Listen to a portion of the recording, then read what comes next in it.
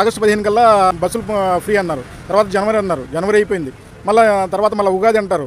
ఉగాది పోయిన తర్వాత మళ్ళీ దసరా అంటారు. ఇట్లా పెంచుకుంటూ పోవడం, లేదంటే అవతల పార్టీ వాళ్ళని డిఫెన్స్లో పడేయడానికి డైవర్ట్ రాజకీయాలు చేయడం.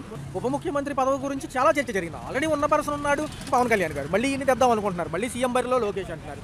కేడర్లో అత్యుత్సాహం వల్ల జరుగుతుందా, లేకపోతే నిజంగా ఏమైనా మార్పు ఉందా, వాడుకుని వదిలేద్దామని? ఇది వాళ్ళకు వెన్నతో పెట్టిన విద్య అండి. ఫస్ట్ ఏంటంటే జనాల్లో నాడు ఎలా ఉంటుంది అనేది ఒక విషయాన్ని వదులుతారు. వాళ్ళు వదిలి దాన్ని వాళ్ళే ఖండిస్తారు. వాళ్ళే ఖండించి మళ్ళీ దాన్ని వాళ్ళకి పాజిటివ్గా ఉంటే ముందుకెళ్తారు, పాజిటివ్గా లేకపోతే దాన్ని అక్కడితో కట్ చేస్తారు. ఈ వెన్నుపోటు రాజకీయాలు అనేది చంద్రబాబు నాయుడు గారి గురించి తెలిసిన వాడు ప్రతి ఒక్కడికి తెలిసింది. ఇప్పుడు వచ్చిన జనరేషన్, కొత్త జనరేషన్ తెలియకపోవచ్చు, కానీ పాత వాళ్ళందరికీ ఆయన వెన్నుపోటు రాజకీయం, ఆయన ఏ రకంగా అయితే మేనేజ్ చేస్తారనేది అందరికీ తెలుసు. కేంద్రం వాళ్ళ గవర్నమెంట్లోనే ఉంది కదండి. ఈరోజు కేంద్రానికి వీళ్ళు సపోర్ట్ చేస్తేనే కేంద్రం నడుపుతుంది. మరి అలాంటప్పుడు వీళ్ళు ఎందుకు డిమాండ్ చేయలేకపోతున్నారు? వీళ్ళలో ఏం లుసుగులు ఉన్నాయి? వీళ్ళు ఎందుకు అంత భయపడుతున్నారు? ఏ కేసులకు భయపడుతున్నారు? మరి డిమాండ్ చేయొచ్చు కదా. మా రాష్ట్రం వెనకబడిపోయిన రాష్ట్రము, మీరు స్పెషల్ స్టేటస్ ఇస్తా ఉన్నారు, మరి అది ఇవ్వలేకపోతున్నారు, స్పెషల్ ప్యాకేజ్ ఇవ్వలేకపోతున్నారు. మా రాష్ట్రాన్ని మేము ఎలా అభివృద్ధి చేసుకోవాలని ఎందుకు డిమాండ్ చేయలేకపోతున్నారు?